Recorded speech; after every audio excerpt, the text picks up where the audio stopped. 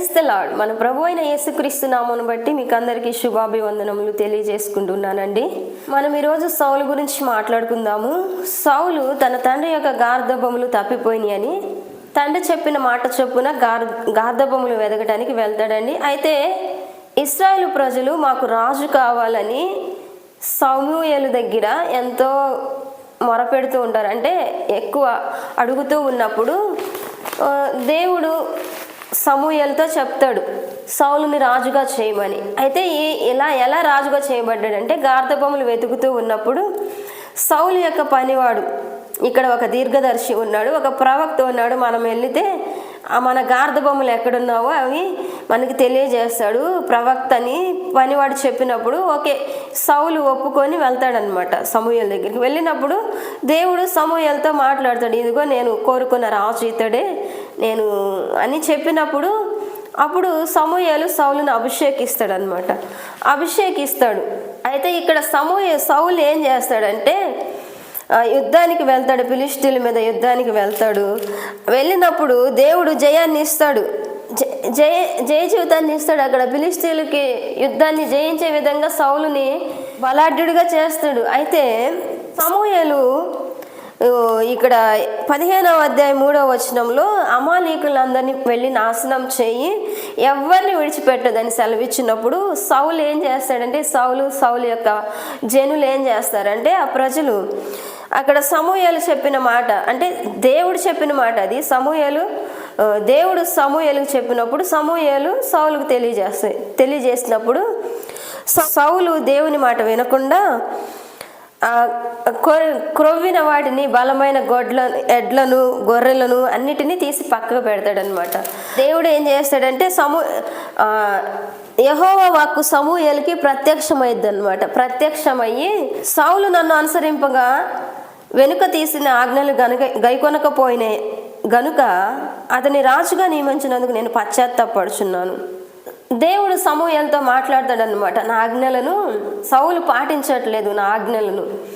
అందుకని సమూయేలు చాలా కోపంతో రాత్రంతా యెహోవాకు మొరపెడతాడనమాట. రాత్రంతా ప్రార్థన చేస్తూ ఉంటాడు, ఎందుకు ఈ సౌలు ఇలా చేస్తున్నాడు,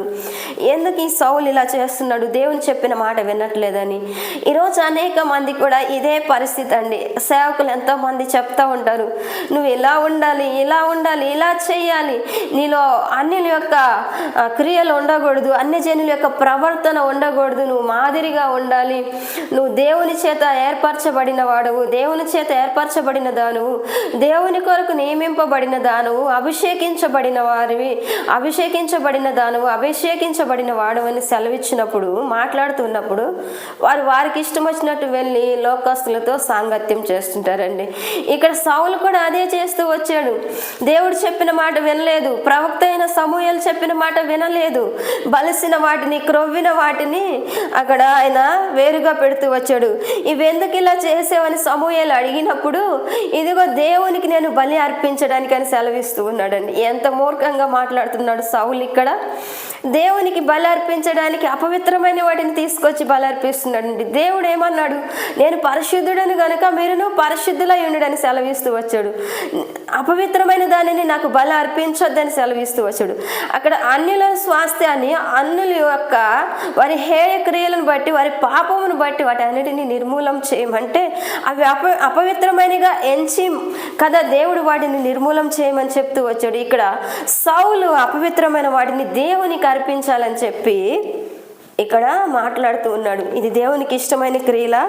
అందుకే దేవుడు అంటున్నాడు ఇక్కడ, బలులు అర్పించుట కంటే ఆజ్ఞను గైకొనుటయు, పొట్టేళ్ల క్రొవ్వు అర్పించుట కంటే మాట వినుటయు శ్రేష్టం అంటున్నాడు. ఇక్కడ సౌలు దేవుని యొక్క మాట వినలేదు కాబట్టే నా మాట వినడమే శ్రేష్టమైనది, ఎవరైనా నన్ను అనుసరించిన ఎడల, ఎవరైనా బలులు అర్పించడం కంటే పొట్టేళ్లను అర్పించడం కంటే నా మాట వినడమే శ్రేష్టము. ఆయన మాట ఇక్కడ సౌలు వినలేదండి. ఇంకా సౌలు ఏం చేస్తూ వచ్చాడో తెలుసా, అంతకు ముందు సమూయేలు రావడం ఆలస్యమైందని ఒక యాజకుడు అర్పించవలసిన బలిని అక్కడ సౌలు అర్పిస్తూ వచ్చాడండి. ఎంత అవిధేయత అండి సౌలులో ఉంది. అయినప్పటికీ దేవుడు క్షమించి మళ్ళీ ఒక పని అప్పచెప్పితే ఆ పని కూడా సక్రమంగా సౌలు చేయలేదండి. ఎంత మూర్ఖత్వం ఇక్కడ సౌలు జీవితంలో కనిపిస్తుంది. అదేవిధంగా దేవుడు పశ్చాత్తాపడి దావీదుని రాజుగా అభిషేకిస్తాడు సమూయేలు ద్వారా. ఆ విషయము సౌలుకి తెలియదు, దావీదుని అభిషేకించిన విషయం తెలియదు. కానీ అయితే ఫిలిష్తీయులు యుద్ధానికి వస్తారు సౌలు మీదకి. ఫిలిష్తీయుల దండంతా యుద్ధానికి వస్తారు. అక్కడ గొల్యాతు అని ఒకడు ఉంటాడు, చాలా బలాఢ్యుడు. వాడిని చూస్తేనే ఇశ్రాయేలు ప్రజలకి సౌలుకి చాలా భయం వేస్తుంది. ఏం చేయాలి, ఏం అర్థం కావట్లేదు.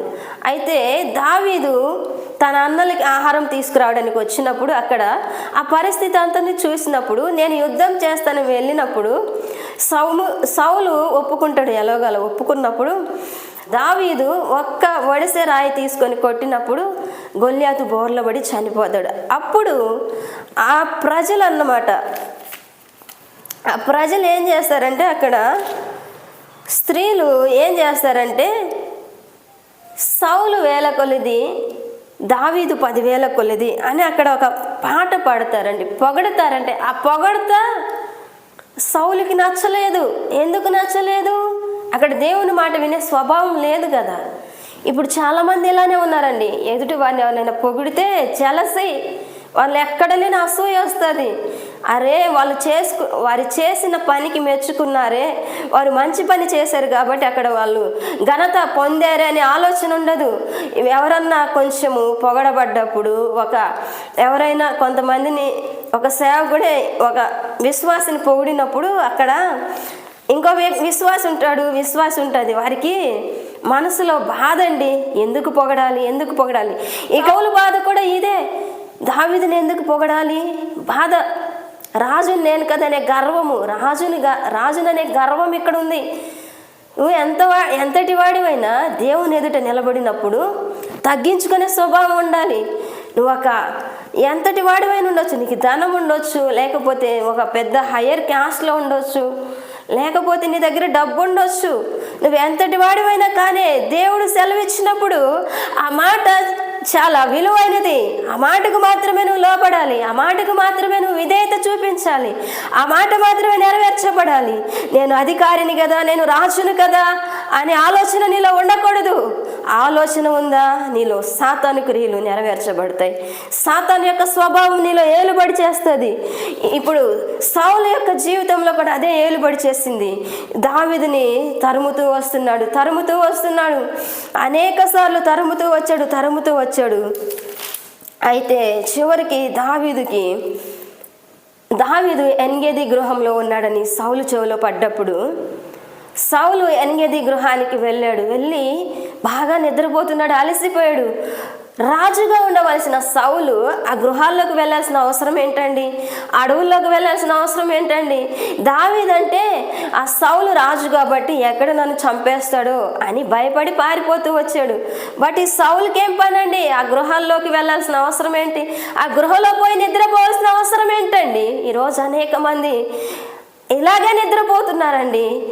దేవుని మందిరంలో ఉండవలసిన వారు, దేవుని సన్నిధిలో ఉండవలసిన వారు, దేవుని కొరకు నిలబడవలసిన వారు, దేవుని కొరకు ప్రయాసపడవలసిన వారు, దేవుడు ఏర్పరచుకున్న ప్రజలు ఇలానే పాడైపోతున్నారండి. ఎక్కడో దేవుని మందిరంలో ఉండవలసిన వారు గృహంలోకి వెళ్ళిపోతున్నారు, చెట్టల్లోకి వెళ్ళిపోతున్నారు, ఎవరూ లేని ప్రదేశంలోకి వెళ్ళిపోతున్నారు, ఒంటరిగా వెళ్ళిపోతున్నారు. అది సాతాను అలా వారిని తీసుకెళ్తుంది.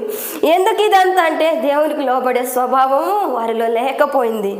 అయితే ఇక్కడ సౌలు బాగా నిద్రపోతూ ఉన్నప్పుడు దావీదు సౌలు యొక్క క్లాత్ని కట్ చేశాడు, ఎందుకంటే గుర్తు కోసం. కానీ అది కట్ చేసినందుకు కూడా దావీదు హృదయంలో చాలా నొచ్చుకుంది, బాధ. అయితే ఇక్కడ దావీదు అంటున్నాడు, దేవుడు అభిషేకించిన వారిని నేను ముట్టకూడదు, నేను వారిని చంపకూడదు అనే ఒక్క ఆలోచనలతో సౌలు దావీదుకి అనేక సార్లు దొరికినప్పటికీ దావీదు సౌలుని చంపలేదండి. అయితే చివరికి దావీదు అంటూ ఉన్నాడు, రాజా ఇదిగో నువ్వు నిద్రపోతున్నప్పుడు నీ దగ్గరికి నేను వచ్చాను, ఇదిగో దేవుని చేత అభిషేకము నొందినవాడు కాబట్టి నా ఏలిని వాడిని చంపనని నేను చెప్పి అన్నాడు. ఇక్కడ 1 సమూయేలు 24వ అధ్యాయము 11వ వచనంలో మనం చూసినప్పుడు నీ విషయమై నేను ఏ పాపం చేయని వాడనై ఉండగా నీవు నా ప్రాణము తీయవలనని నన్ను తరుముచున్నావు. నిజమేనండి, ఈరోజు మనము కొంతమందికి ఏ అపకారము చేయము, మనం ఏ కీడు చేయము. అవసరమైతే వారి కొరకు మనం ఎంతైనా బాధ అనుభవిస్తాము, ఎంతైనా శ్రమ అనుభవిస్తాము, వారిని ఎంతగానో ప్రేమిస్తాము. కావాలంటే వారు అలిగి వెళ్ళిపోతుంటే కాళ్ళ వెళ్ళపడి బ్రతిమాలుకుంటాము. వారు అన్నం తినపోతే గోరు ముద్దలు కలిపి పెడతామండి. అది మనవారైనప్పటికీ, మన ప్రక్కవారైనప్పటికీ, వారు ఎంత కీడు చేసినప్పటికీ మనము వారిని అవమానపరచాలని చూడము. వారు మారుతారులే, మారు మనసు పొందుతారులే అని చెప్పి వారు తప్పు చేసినా తగ్గించుకొని ఎన్నో మార్లు మనము వారి విషయంలో బాధపడతాము. అయితే ఇక్కడ దావీదు కూడా అదే చేశాడండి. ఎందుకంటే దేవునికి లోబడ్డవాడు కాబట్టి ఎన్నిసార్లు సౌలు దావీదుని చంపాలని చూసినప్పటికీ, ఎన్నిసార్లు సౌలు దావీదుని నాశనం చేయాలని చూసినప్పటికీ, ఎన్నిసార్లు సౌలు దావీదుని ఈ భూమి మీద లేకుండా చేయాలని చూసినప్పటికీ దావీదు మాత్రం సౌలుని చంపలేదండి, విడిచిపెడుతూ వచ్చాడు. అయితే ఇక్కడ 14వ వచనంలో అంటూ ఉన్నాడు కదా, ఏ పాటి వాణిని తరుముచున్న చచ్చిన కుక్కను కదా, మిల్లనిను కదా, యెహోవా నీకు నాకు మధ్య న్యాయాధిపతి అయి తీర్పు తీర్చునుగాక అంటున్నాడండి దావీదు.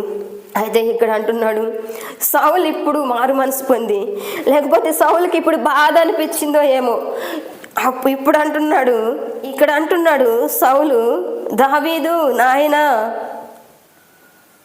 ఈ పలుకు నీదా అని బిగ్గరగా ఏడుస్తున్నాడండి.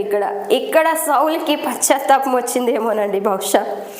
ఏడుస్తూ అంటూ ఉన్నాడు, యెహోవా నన్ను నీ చేతికి అప్పగింపగా నన్ను చంపక విడిచిపెట్టినందుకు ఈ దినమున నీవు నాకు అపకారము చేయకు ఉపకారము చేసిన వాడవై నా ఎడల నీకున్న ఉపకార బుద్ధిని వెల్లడి చేసేదివి గనుక నీవు నాకంటే నీతిపరుడు అని చెప్తున్నాడండి. ఇంకో మాట ఇక్కడ సెలవిస్తున్నాడు ఏంటంటే, నిశ్చయముగా నీవు రాజు వగుదువు, ఇశ్రాయేలుల రాజ్యము నీకు స్థిరపరచబడినని నాకు తెలుసును. నిజమేనండి, ఈరోజు ఎవరైతే విరిగి నలిగిన హృదయం కలిగి ఎన్నో మార్లు తప్పు చేస్తుండొచ్చు, ఎన్నో నీచమైన క్రియలు చేసి ఉండొచ్చు, నువ్వు కాదనట్లేదు.